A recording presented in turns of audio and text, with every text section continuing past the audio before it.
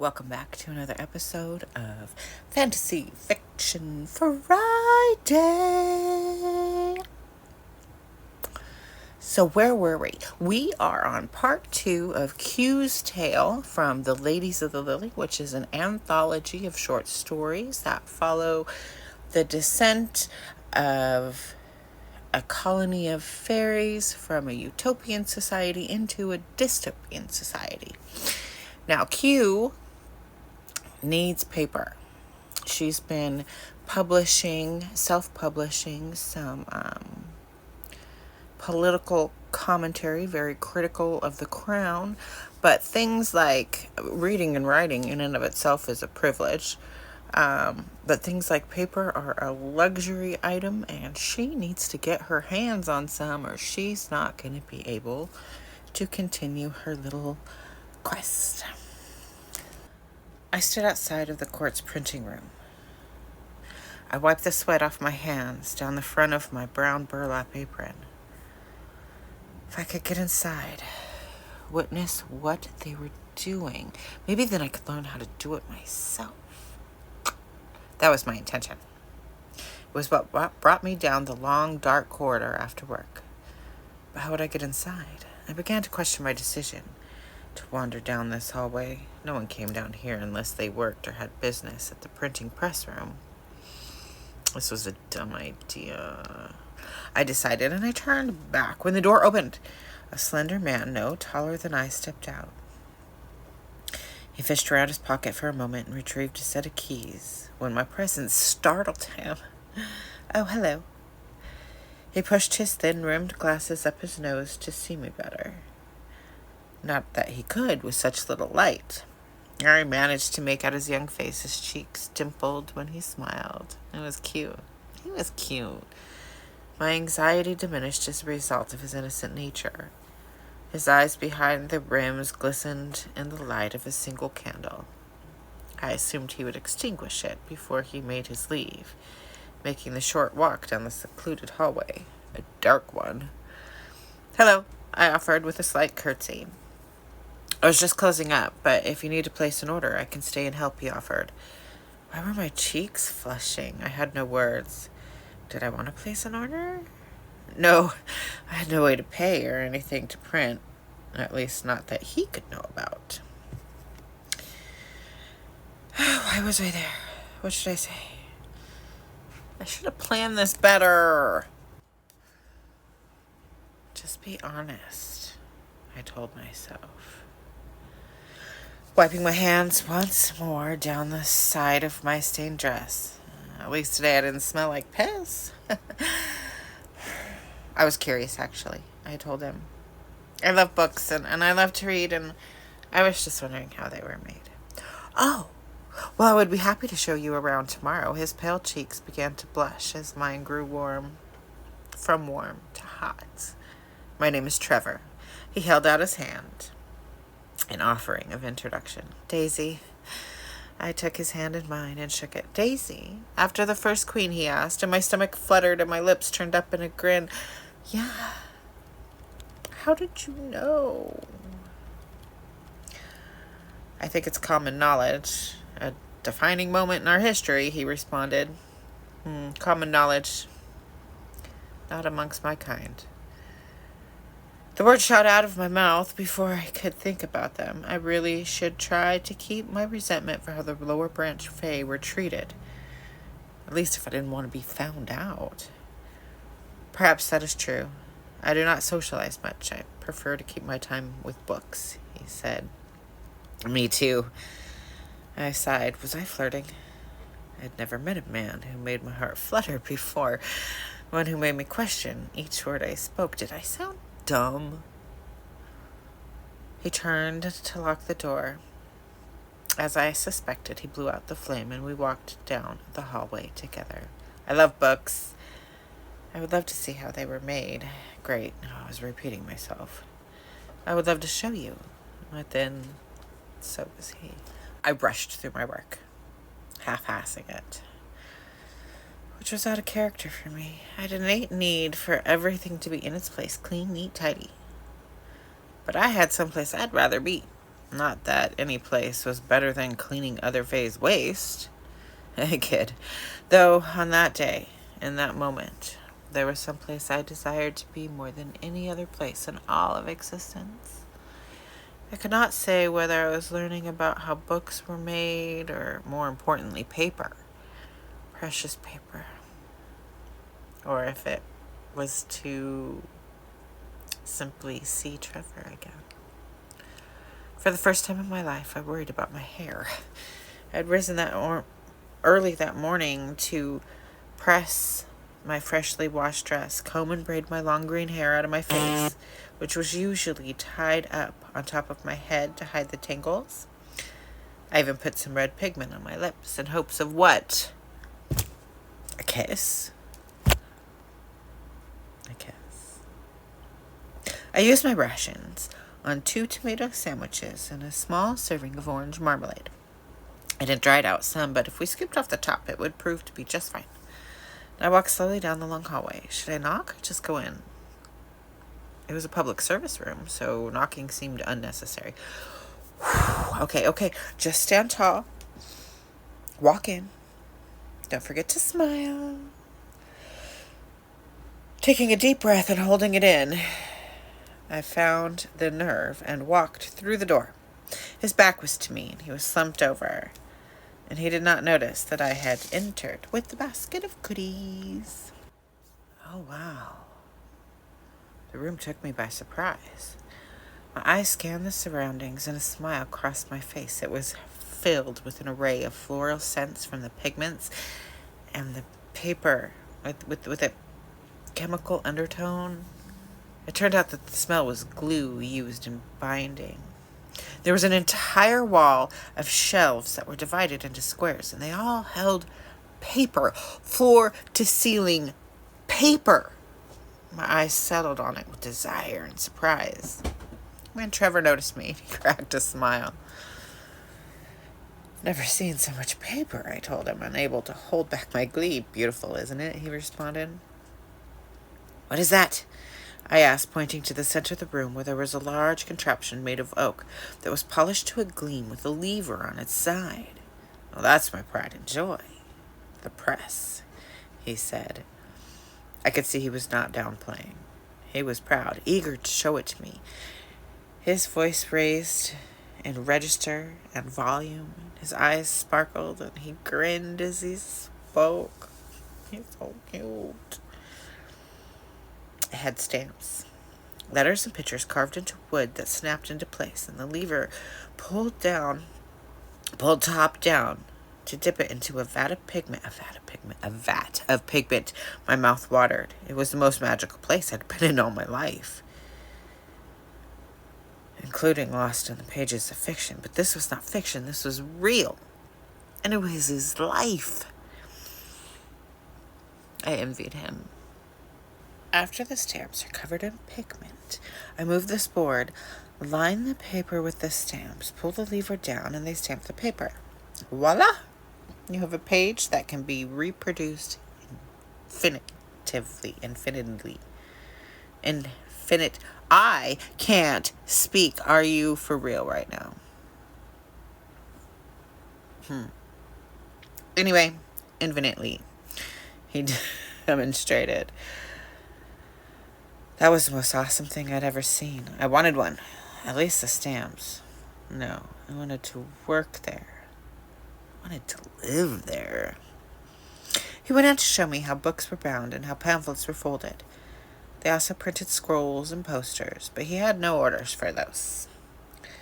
So those tutorials would just have to wait for another day. As we sat and ate sandwiches at his work desk, he talked about the process, and I hung on his every word. Mostly the ladies of the Lily order bound books. They bring a copy, sometimes a handwritten manuscript or a previous copy. I log it, cross-reference to see if I have printed it before. If so, I add what edition, how many titles had been copied. If it's new, it's added to the log. The Crown order stuff as well. Mostly we print invitations. Lots of invitations. You would be surprised how many events are thrown by the Court and Crown, he carried on. No, actually, I work in service of them. A chambermaid. I know how often they party. They love parties and gossip. I replied. How's the paper made? I was dying to know. It's brought to us. We don't make it here. The stamps either. He crossed the room to the wall of paper and began to pull out sheets upon sheets, talking of weight, color, scented or non, bleached or unbleached. There was so much information. But I held on to every word, fascinated. I kept looking at his lips as he spoke, soft, thin, perfect smile, clean shaven, and I wondered what his lips would feel like on mine. The thought would drown out his words. I must have looked silly and sounded stupid as I continually asked, what? It was not because I failed to understand. I had not heard. All I could hear was the sound of my own salacious thoughts. He handed me a stack of paper, at least 20 sheets. My mouth fell open. For me? To keep? It was the best gift ever. Yeah. Do you want to be a writer? He asked. What should I say? I couldn't tell the truth. Yes, I suppose one day maybe. I started from the nerves and the lack of response. As I spoke, goodness, I was so embarrassed. But not enough to leave. What would you write? He asked. Fuck. Oh, romance? I lied. Not that. Anything but that. Why did I say romance? Or fiction? Maybe Tales of the Giants. I hated myself. What was I talking about? I would read that. He said. Romance. Like the forbidden kind? I twirled my hair through my fingers. Nothing's forbidden anymore. Some taboo subjects are. But censorship has diminished since Queen Christine came into power. Some do make me blush, though. Do you know what these women write about? The ladies of the Lily? They go dark and dirty. I told him about my personal library, and how not many of the stories there were filled with romance or love, but the ones that did brought me light and hope for love one day. I blushed as I said the words. Was I flirting? I needed to get a hold of myself. I needed to focus on the mission at hand, not to get lost in the glisten of his downward eyes as he told me of his personal collection of writings. Then he invited me over for dinner in 3 nights' time, so I could see his library. Library state! We met at the White Rose for coffee. I ordered tea and he had a hot cocoa. It's so cute. I felt as if I'd known him forever. Our conversation flowed like wine. Smooth, deep, delicious. And after hours of talking about nothing more than books, we strolled hand in hand back to his place. His walls were lined floor to ceiling with thousands of titles. He said I could borrow any I pleased, and then walked me home carrying 3 that I had chose. After that, we spent all of our free time together. I was smitten. I believe he was too. I'd considered making stamps of my own, but I thought the better of it. The King's Guard was free to inspect our living quarters at any time. How would I explain a set of stamps, one for each letter of the alphabet? It would be a sure way to get caught. So I kept writing out each pamphlet by hand, copying each word for word repeatedly all night long, losing sleep every month. I once wrote about how fairies was a myth. I once wrote about how fairness was a myth, as much as a 3-headed hummingbird. And I pointed out each of our living conditions and how they lived their lives with the luxury of time while we hardly had time to sleep or bathe. How those in service were denied drinking water or the opportunity to use the restroom during our long hours of physical labor. The Fae didn't like what I had said. The Crown most of all, calling for any information on who I was. going so far as to offer a reward. The Crown had actually published propaganda-filled pamphlets of their own in every effort to disprove my claims. At times, when they could not, they simply called me a liar. Trevor, one night, he brought it up over dinner. Now, having printed the pamphlets and posters by order from the Crown to be hung in the common areas for all eyes to read, he asked me, "Who do you think it could be?" Now, I had been careful to never outwardly express my opinions. I couldn't let on, I hated keeping secrets from him. But this was too big. I had to protect him. Now, I could have stopped, sure. I should have, for the sake of honesty in my relationship, but deep down, I knew my devotion to spreading the truth far exceeded my devotion to Trevor. We would become close over time, very close. Trevor was my first love, my first crush, my first kiss, and one day I would be his. It pained me to lie to him. When he had asked how my writing was coming, I made up lies about insecurities or writer's block. He supplied my paper, yet I showed him nothing, claiming I was too shy or doubted my work, and told him most of it ended up in the trash. "I don't know who he could be," Trevor responded. "He? You think he was a man?" I questioned. "Well, no woman could write with such deep insight and pragmatically. It has to be a man. A woman's voice reads differently, full of emotion and lacking in insight," he said, exposing his internal misogyny. While my heart stopped a moment in disappointment, I reminded myself he's but a product of society, and regurgitating all that he had been conditioned to believe. Month after month, I would publish, and month after month, the Crown would issue a written response. I had wanted to be as petty as the Crown had been.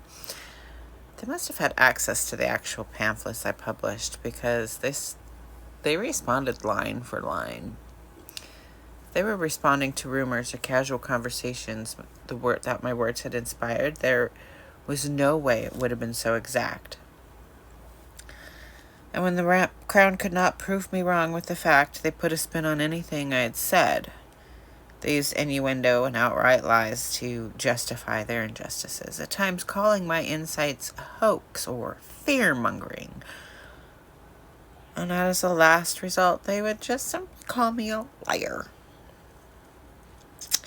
I had wanted to tell the king. I had wanted to tell how the king had fallen ill, but I thought better of that, though. It would only serve to discredit my words, because that was nothing more than rumors of his failing health and his inability to control his bladder that ran through the colony from the bottom to the top and the top to the bottom. I did find a tinge of happiness in the rumors and the perceived delight of his impending demise that whispered through our halls, though. The Crown had made it clear that they were looking for a man. Yes, many of my articles were issues that faced us all. Moreover, though, I wrote of the issues that faced the women, how we were treated, and the laws that served to oppress us while uplifting the rights of men. I wrote of the oppression of women, yes, serving to prove my point. Every fae believed I was a man, because no woman could write in such a way or pull off staying hidden for over a decade. It lit a fire in my belly that burned white hot, and I so badly wanted to scream it. I wanted to scream, "I'm a woman. See how wrong you all are?" But I kind of wanted to keep my head more. The Crown had published an article calling me ignorant, sloppy, and a heretic. I actually wrote about how the Crown Prince looked more like the Queen's Guard. and not at all like the king, and mentioned how the king had a secret male lover, calling into question the prince's legitimacy. Scandal tasted so sweet on the tip of my tongue, especially with the coronation impending. But that one I burned. I don't print gossip. I better not instigate anyway. Plus, what was the point? It had all been said before, and with that for many a year. And no matter what I said, Bernard, he would be our next king. And that right soon. Women are not property, titled my latest article. I wrote on how husbands should not be allowed to take from their wives, not their voices, not their bodily autonomy, not our passions, not our sense of safety. The article mainly focused on husbands, their wives. It caused an uproar. I stood by, as I always had, what I said, but this time openly. The Crown responded directly to Q, this time adding a royal decree, Trevor told me. No. What does it say? I asked. Excitement filled me. It had ruffled many feathers and garnished far more attention than I had thought possible. But law? A royal decree? Maybe my words were the catalyst for change. Maybe our world and the lives of women would be better as a result for me. I had done something important, and pride filled me with warmth that would chill all too soon. It was strange. He began kissing me on the forehead, running his hand down my spine. When I logged the pamphlet, it had been previously published for the Ladies of the Lily. Okay. What did that have to do with women? It was published originally by the Queen Marjorie, titled How to Be a Lady. Queen Marjorie? What? From like 100 years ago? It talked of how a lady's place was in service to her husband, and how her sexuality is for his pleasure alone. It went on to say that should be unpleasant for women. Huh? Now, Trevor had been a generous lover.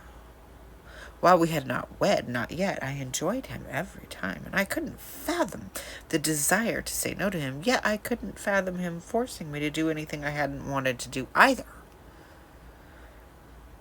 I had wanted that to be true for all women, but it wasn't. That was why I wrote the article.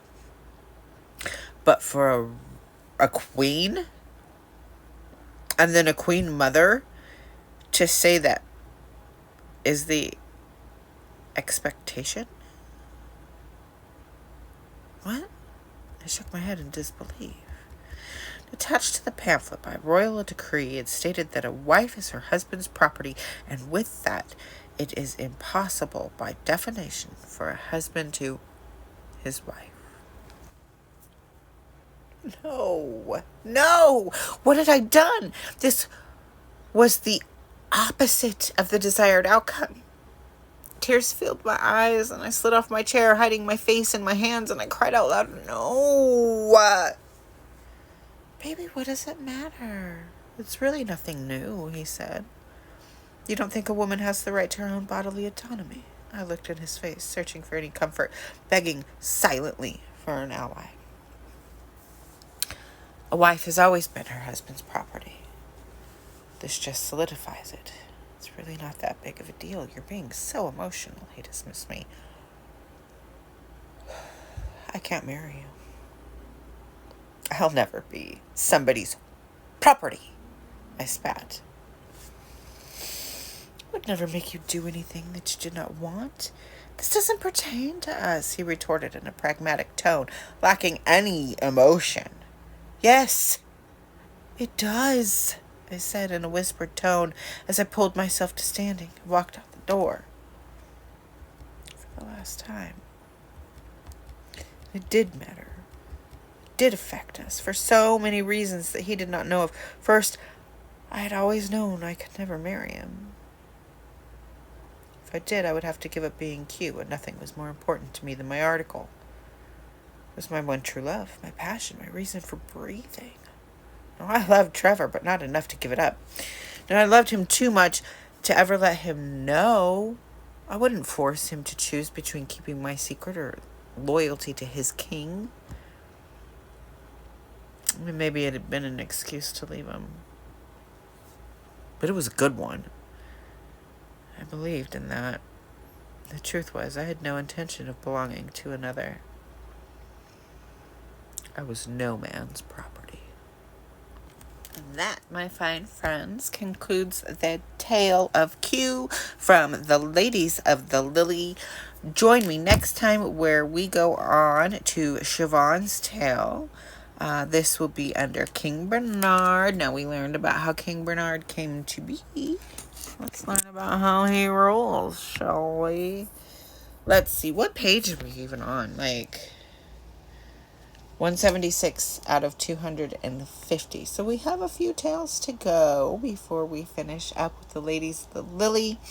Thank you so much for being here today and listening to my little stories. I can't tell you how much I appreciate you. Remember, you are valid, you are worthy, and you are loved. Okay, bye!